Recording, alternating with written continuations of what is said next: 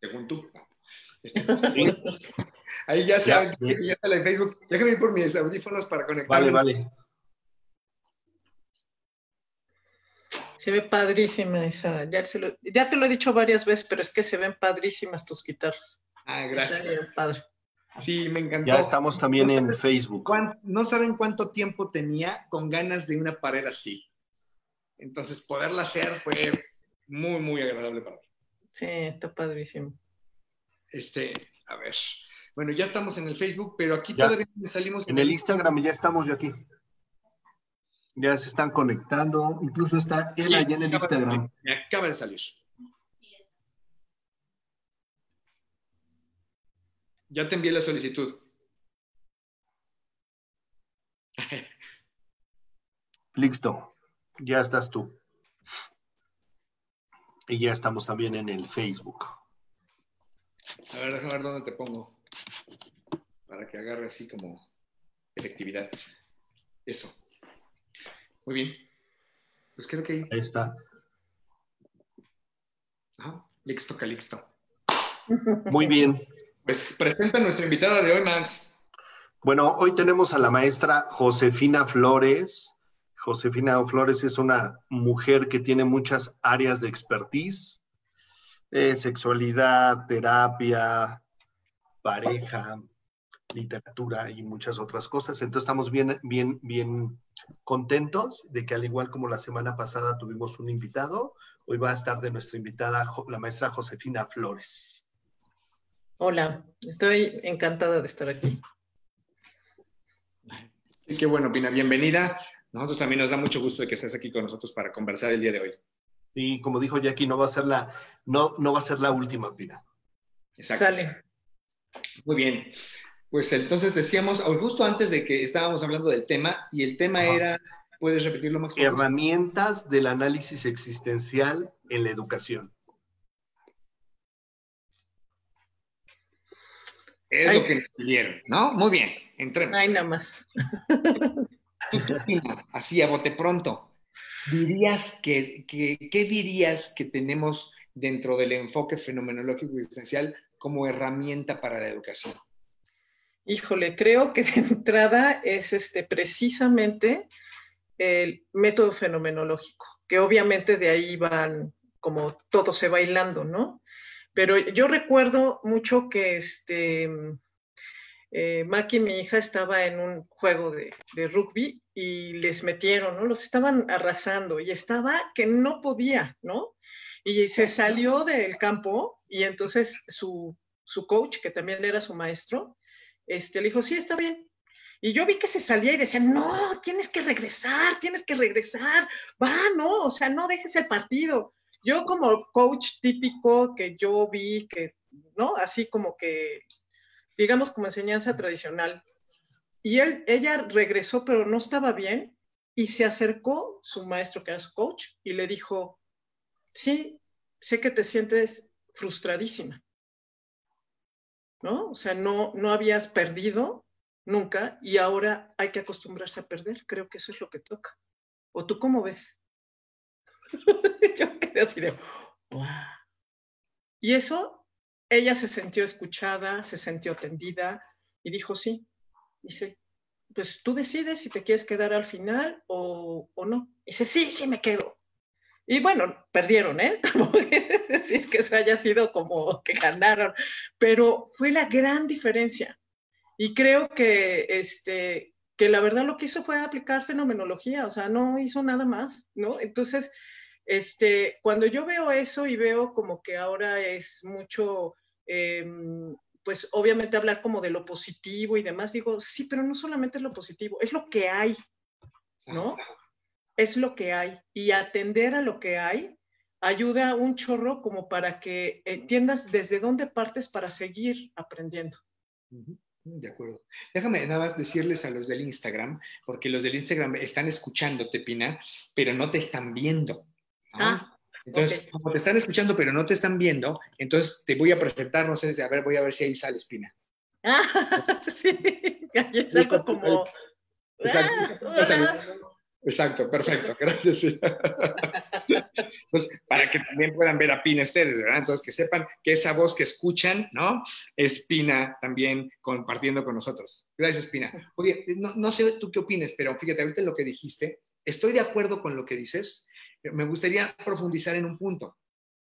Pero tú crees que el coach, ajá, conscientemente reconoce que lo que estaba haciendo era fenomenología, o más bien que es una habilidad que el coach aprendió a lo mejor en su vida, en su experiencia como coach, etcétera, etcétera, y que se empata con el método fenomenológico. Es decir, el método fenomenológico nos ayuda a aprender eso que el coach aprendió, ajá, en su experiencia y en su vida, los que a lo mejor no tuvimos esa experiencia, no hemos tenido esa vida, el método fenomenológico nos ayuda a aprender eso mismo, que me gusta la manera como lo pones, me gusta mucho, creo que das en la clave de lo que es el método, es poder permanecer con lo que es, poder permanecer con lo que ocurre.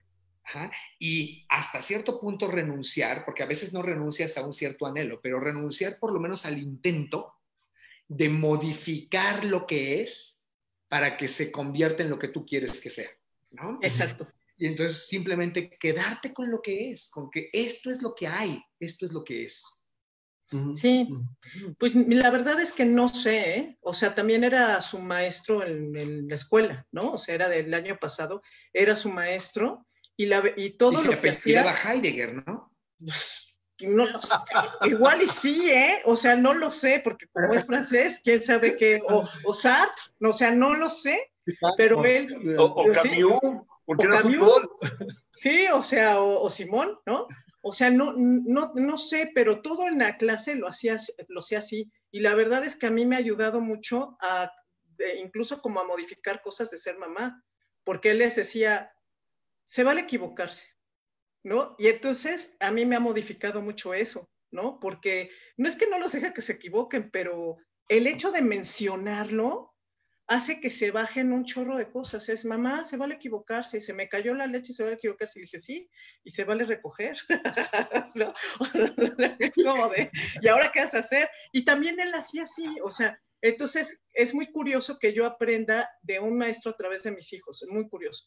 O sea, y también eso lo quería mencionar precisamente, porque si nosotros nos abrazamos como a lo existencial, fenomenológico, hermenéutico, no solamente se permea con la persona con la que tratamos, ¿no? O los estudiantes que están en el CIREX, sino seguramente se modifican otras cosas y nos hace ver como esa red que somos, ¿no? Y que de repente se nos olvida. Entonces también por eso quería sacarlo, porque era el equipo, éramos todas las mamás, los papás ahí, y todo eso se va modificando y es súper rico llegar como a un espacio así y ver cómo pues sí, nos vamos empatando de esa manera, ¿no? Claro. De acuerdo, de acuerdo. Y tú, Max, ¿qué dirías que tenemos como estrategias o herramientas en la fenomenología para la educación?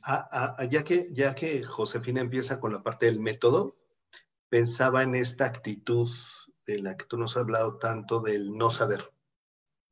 ¿Por qué pensaba en esa actitud? Porque lo uno, hace un rato que ya estaba en educación, uno de los mantras, digamos, que nos enseñaban era algo que desarrolló Ausubel, que dice que si hubiera un principio importante que influye en el aprendizaje, es partir de lo que el alumno ya sabe.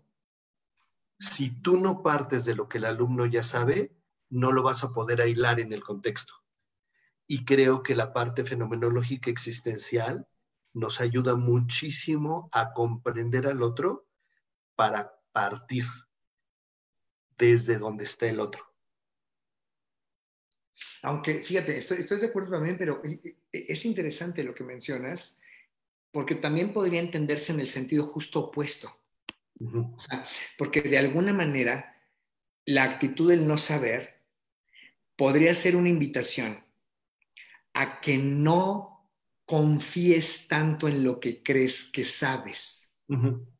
Y de hecho, yo creo que lo hemos visto en el círculo existencial en nuestras clases, ¿no? Déjenme, este es un chisme que les voy a contar, ¿no? Es la neta, ¿no? Cada vez los alumnos que les cuesta más trabajo, que les es más difícil agarrar la onda, ¿no? Son aquellos que ya vienen con un montón de conocimientos, ¿no? Que ya se sienten, y quizás los se sienten bien, porque lo son, ¿no? Pero que ya se sienten, ya se viven, ya se experimentan terapeutas, ¿no? Ya se sienten, ya se viven incluso fenomenólogos, ¿no? Y entonces, esos son los que cuesta más trabajo que aprehendan con H, ¿no? La propuesta fenomenológica, justamente porque tienen una serie de saberes que no es tan fácil que los suelten. Entonces, pensaba en esto que dices que mencionaba Ausubel, Ausubel, no me acuerdo cómo se pronuncia. Ausubel, sí. Bueno, ¿no? Porque también David Paul Ausubel. Sí, me acuerdo haberlo visto en la carrera, en la licenciatura en psicología. Sí. ¿No?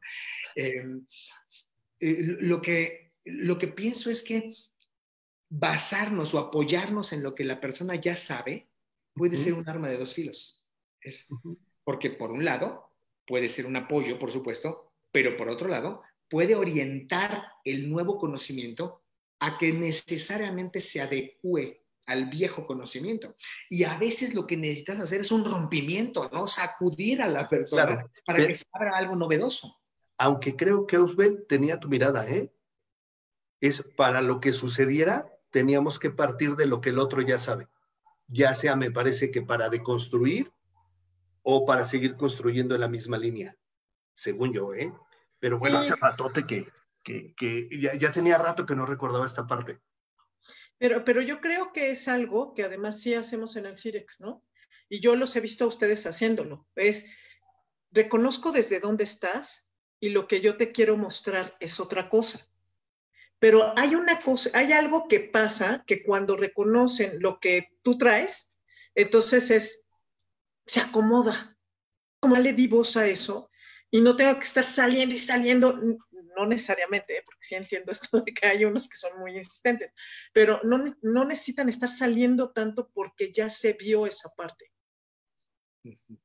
¿No? O sea, volviendo como con el ejemplo que puse de Maki Mejita, ella lo que necesitaba era el reconocimiento de su frustración. O sea, si yo lo veo así, es como de a la hora que la reconoce, de, ¡ay, estamos perdiendo!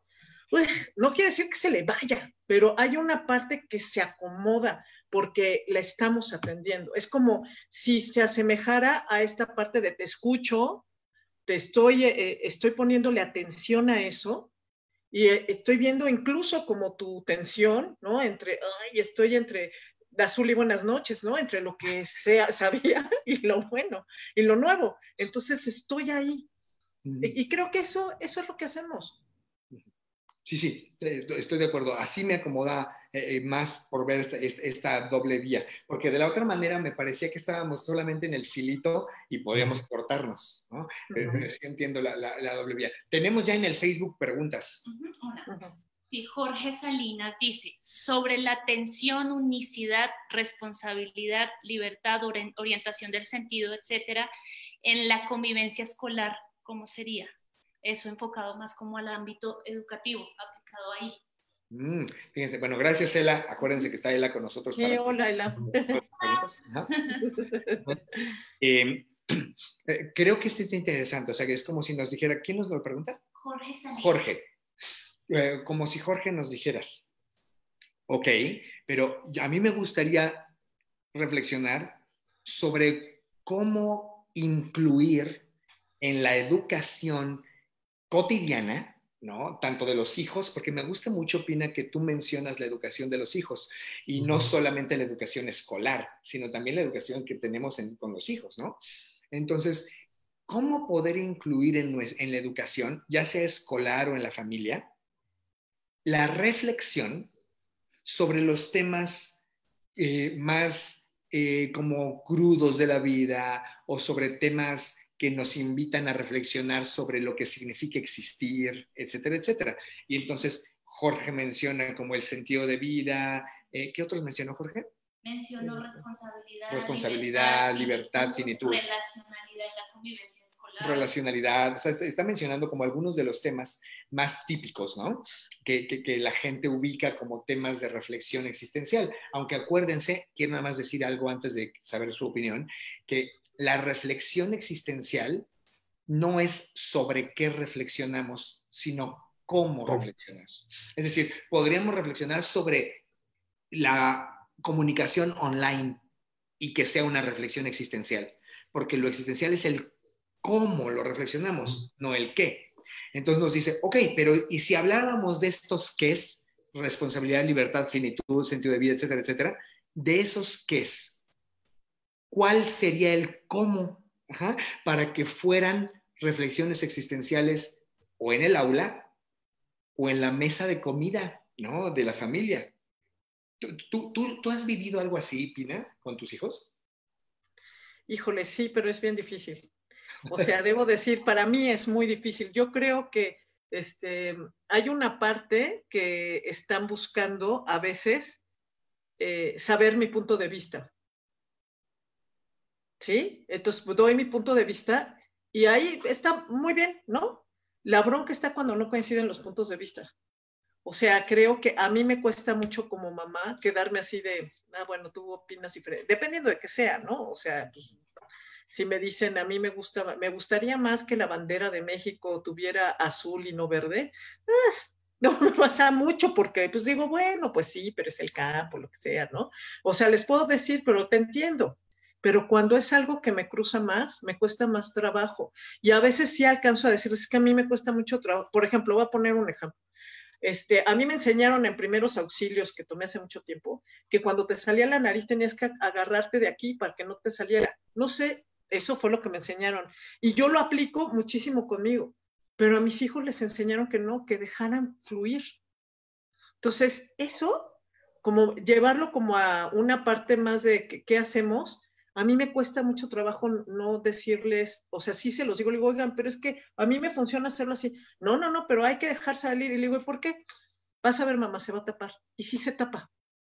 Pero a mí eso me pone así de, ay, pero hay mucha sangre, pero no sé. O sea, limpiar. Y hay que limpiar, ¿no? Y también hay que limpiar. Vale Entonces, limpiar. no, ahorita se pasa. Y hay que limpiar y se embarran más. Y le digo, es que te embarras más. Sí, no importa, me limpio.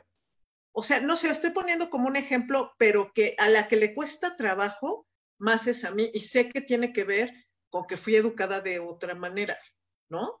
O sea, es como es muy difícil no imponer, no colonizar, no, eso, ¿no? Para tener un diálogo existencial, pues necesitas estar abierto a pues, lo que hay y no siempre lo logro. Eso debo de decirlo como mamá, no siempre lo logro. Depende de cómo, ahí sí depende del tema, la verdad. Claro. Híjole.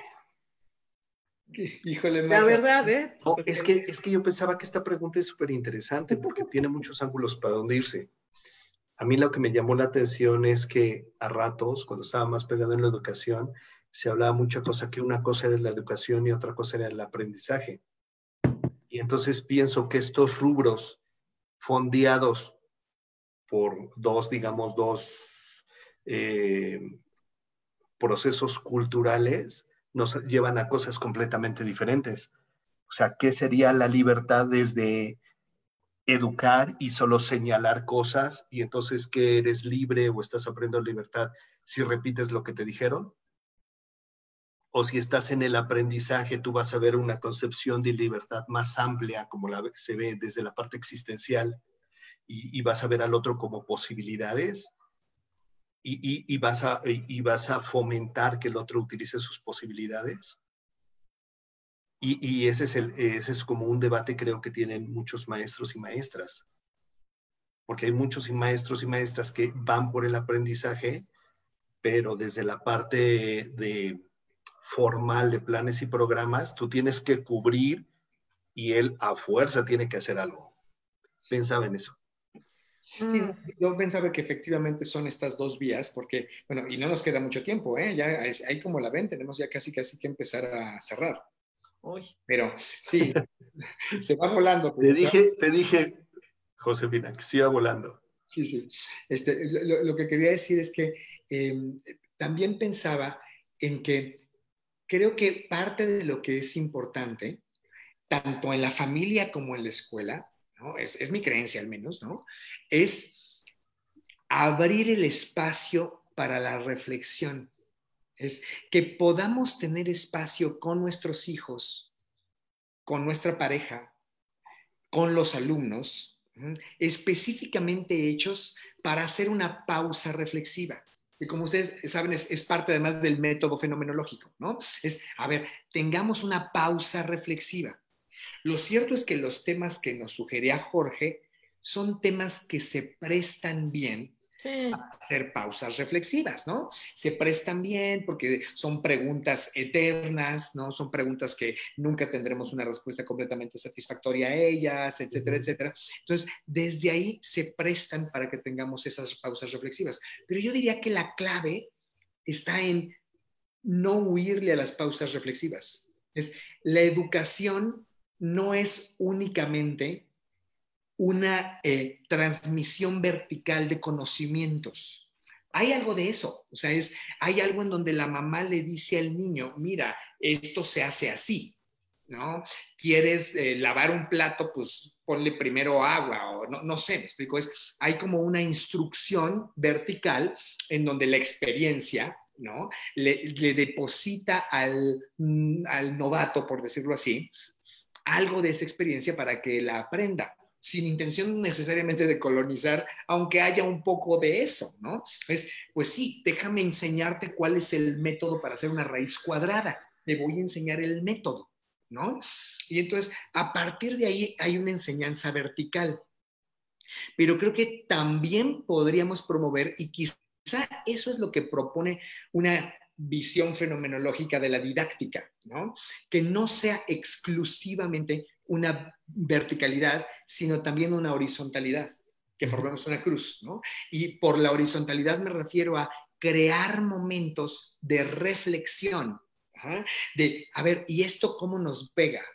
¿Y esto a ti qué te hace sentir? Ok, ese es el método para hacer la raíz cuadrada, ¿no? ¿Cómo te hace sentir? ¿Te hace sentir incapaz? ¿Te hace sentir súper porque captaste algo nuevo? ¿Te hace sentir como que eres un tarado? ¿No?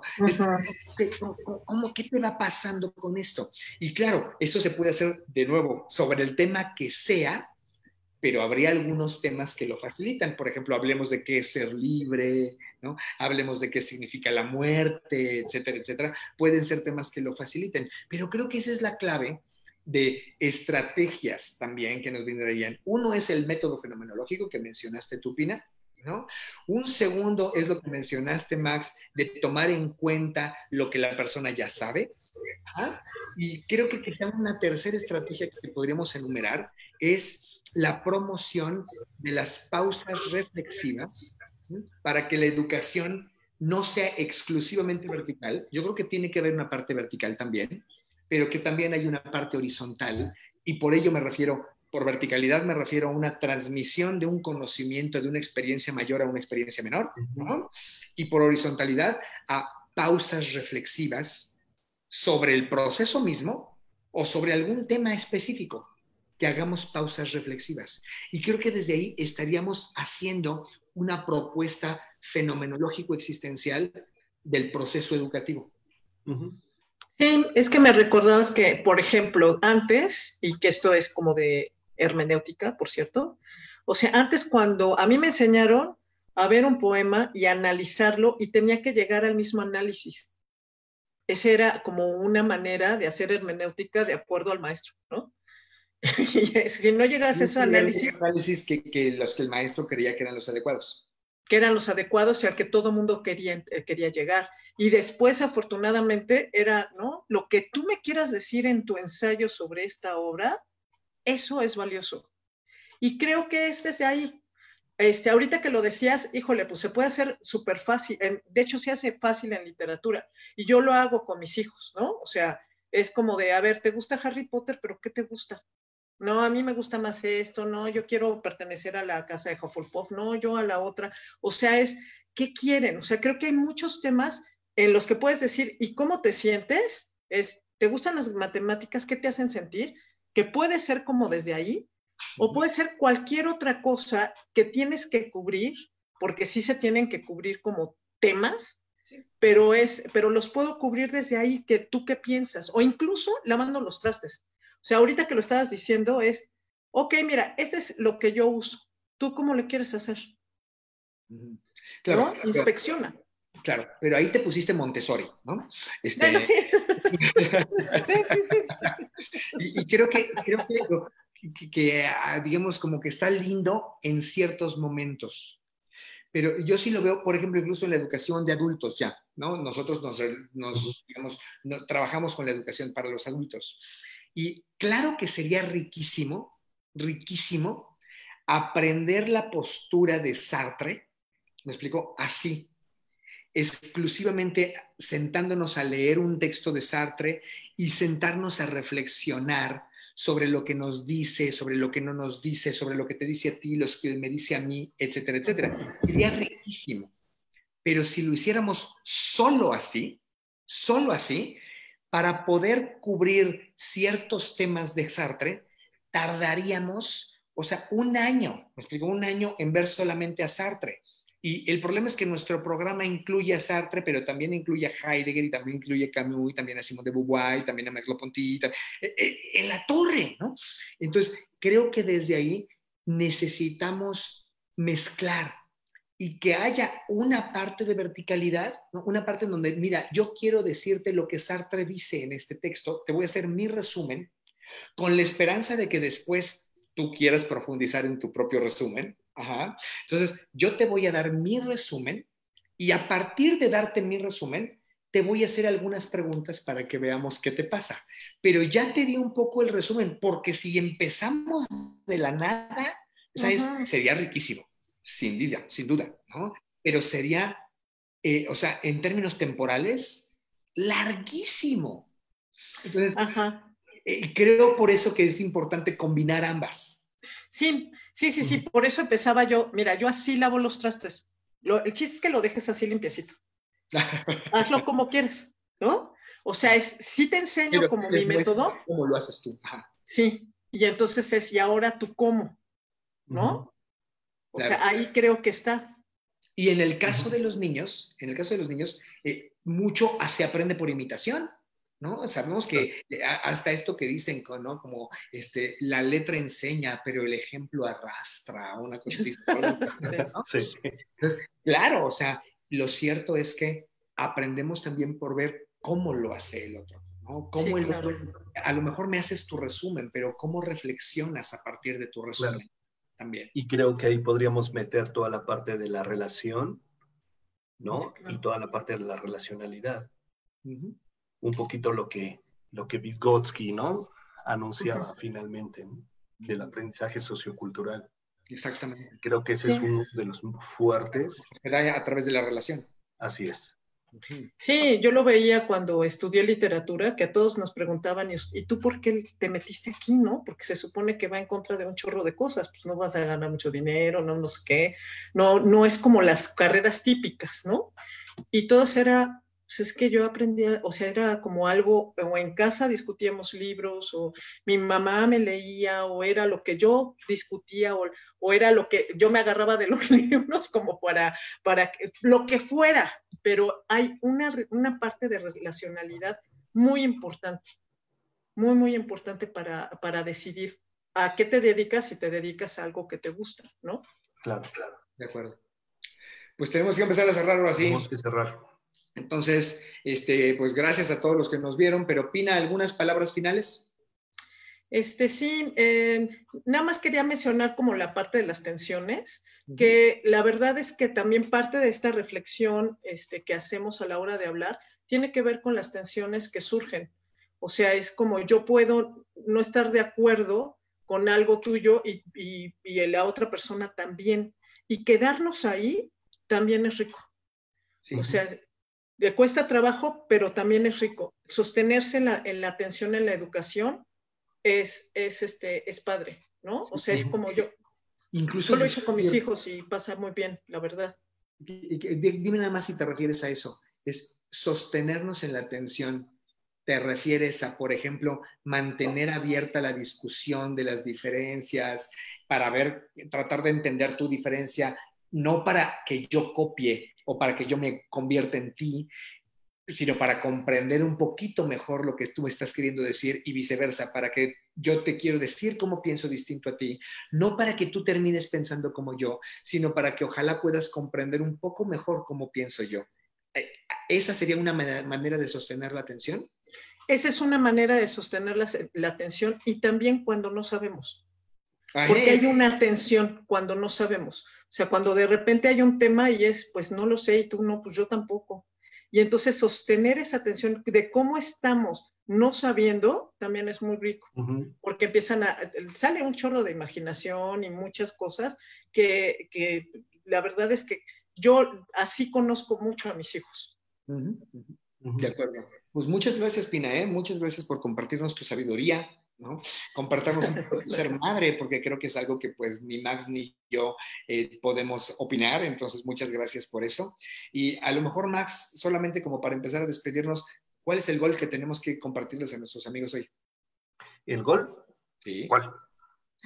El aniversario, ¿cómo cuál? Ok, bueno, pero ese ya lo habías dicho la vez pasada. Pues es que hay que decirlo todas las veces. Ok, tenemos el aniversario, nuestro aniversario, cumplimos 18 años, el Círculo Existencial llega a la mayoría de edad, ya vamos a tener INE, vamos a poder ir donde queramos, ¿no? Ya tenemos mayoría de edad.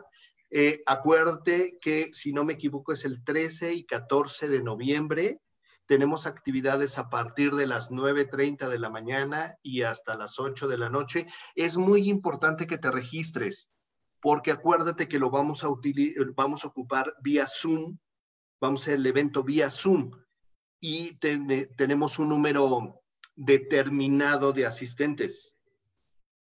Entonces, si tú no te registras, corres el riesgo de perderte el evento, que es un evento muy bueno, porque aparte tenemos invitados muy, muy interesantes, tanto nacionales como internacionales. No te lo puedes perder.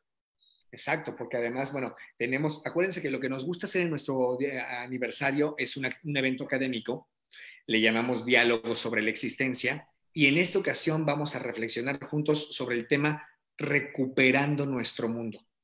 Y acuérdense que parte de la política del CIREX, del Círculo Existencial, es tener descuentos por pronto pago. Entonces, entre más rápido se inscriban, 1, adquieren mejor precio, ya es ganancia, y 2, aseguran su lugar, porque como bien dijo Max, los lugares se pueden acabar porque pues solamente es por Zoom, y el Zoom nos va a restringir el número de personas que pueden estar. Y ya tenemos inscritas, ya tenemos registradas más de 50 personas, quiero decirles, ya tenemos más de 50 personas registradas. Entonces, regístrense, porque pues pueden acabarse los lugares, pueden entrar a ver el programa y todo en la página web, que recuerden que es www.circuloexistencial.org/aniversario. Se los repito, www.circuloexistencial.org/aniversario. Ahí pueden ver el programa y todo, cómo registrarse, etcétera, dónde se puede hacer el pago, todas esas ondas, para que puedan estar registradas y registrados pronto y nos acompañen en nuestro aniversario, que además va a estar buenísimo, porque vean quiénes son nuestros invitados, échenle un ojo, está súper interesante todo lo que vamos a tener. Muy padre. Entonces vale mucho la pena. Ese es el primero. Y el segundo es, ahora sí, el jueves pasado a mí se me olvidó hacerlo de jueves de preguntas en el Instagram. ¿Y te lo reclamaron? Sí, algunas personas que me dijeron, estábamos esperando el jueves de preguntas. Una persona muy linda me dijo, ya se me había hecho costumbre hacerte siempre una pregunta el jueves, y ahora me dejaste con la pregunta en la punta de la lengua, ¿no? Entonces, bueno, ahora no se me olvidó. Ya está puesta la dinámica en mi Instagram, que es @YaxiExistencia, para que puedan hacer la pregunta del jueves, y yo intentaré ver si tengo alguna respuesta el viernes, porque puede ser que no la tenga, tampoco crean que voy a poder responder lo que sea. Puede ser que sea como Pina, que ya nos enseñó hoy, a sostener la atención de poder decir, no sé, ¿no? Ahí quedaremos. Muy bien, pues muchísimas gracias, Pina. Muchísimas gracias. Gracias, Pin. Pues un gustazo. Acuérdense que los diálogos anteriores ya están en YouTube, pueden verlos en Facebook, pero en YouTube del Círculo Existencial. Y acuérdense que nos ayuden muchísimo también si ustedes en Facebook o repostean o en Instagram avisan, etcétera, para que más gente pueda llegar a este tipo de diálogos. Muchas gracias y nos vemos el próximo jueves. Abrazos. Salen. Bye. Muchas gracias.